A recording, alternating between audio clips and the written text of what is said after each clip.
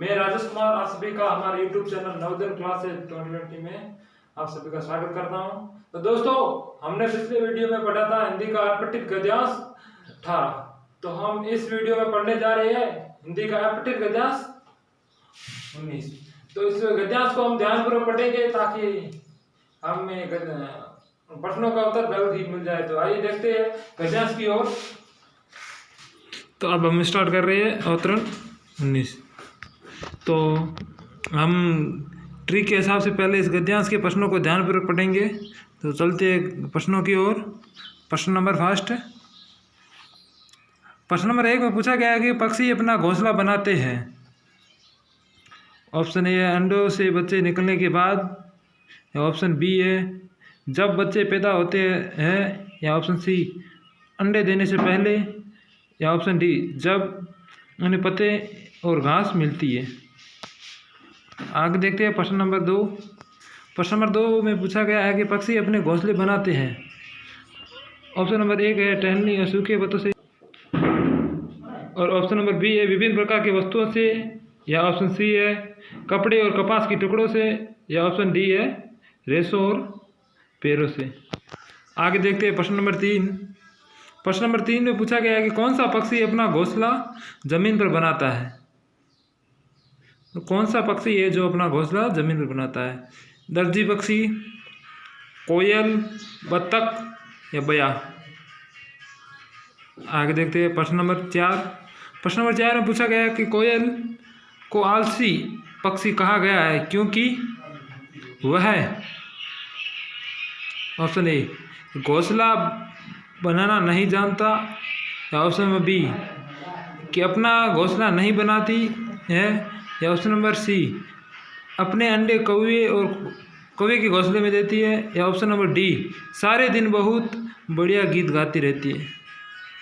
आगे देखते हैं प्रश्न नंबर 5। प्रश्न नंबर 5 में पूछा है कि जब बच्चे उड़ जाते हैं तब उनके माँ बाप नए घोंसले बना लेते हैं, या उन्हीं घोंसलों में रहते हैं, या उनके पीछे ही रहते हैं, या अपने माँ बाप के साथ रहने चल जाते हैं। तो हमने प्रश्नों को ध्यानपूर्वक पढ़ा। अब हम गद्यांश में देखते हैं कि पक्षी अंडे देने से ठीक पहले अपने घोंसले बनाते हैं। तो यहाँ पर प्रश्न नंबर 1 में पूछा गया था कि पक्षी अपना घोंसला बनाते हैं। तो हमने यहाँ देखा कि वो अंडे देने से पहले, तो इसका राइट आंसर है ऑप्शन नंबर सी, अंडे देने से पहले। आगे देखते हैं गद्यांश में कि यह घोंसला पेड़ पर किसी ऊंची जगह पर, या किसी खंभे पर, अथवा ज़मीन पर, या घास में छिपा ही सकता है। वह किसी कोने या छेद में भी नहीं हो सकता है। दर्जी पक्षी धागे या ऊन का प्रयोग करते हैं और अपनी चोंच से 2-3 पत्तों को जोड़ता है। बया पक्षी का घोंसला पेड़ के किसी डाल के नीचे ही लटका हुआ होता है, और बत्तख अपना घोंसला जमीन पर बनाती है। तो हमने यह देखा, यहाँ पर प्रश्न नंबर 2 में पूछा था कि पक्षी अपने घोंसले बनाते हैं। तो हमने यहाँ देखा कि वह अपने अलग अलग सूखी टहनियों एवं कुछ रुई हुई मिलाकर, मतलब विभिन्न प्रकार की वस्तुओं को साथ करके वह अपना घोंसला बनाते हैं पक्षी। आगे हमने यहाँ पढ़ा था यहाँ पर कि बतख अपना घोंसला जमीन पर बनाती है। तो यहाँ प्रश्न नंबर 3 में भी ये पूछा था कि कौन सा पक्षी है जो घोंसला जमीन पर बनाता है। तो हमने यहाँ पढ़ा बतख है जो अपना घोंसला जमीन पर बनाता है।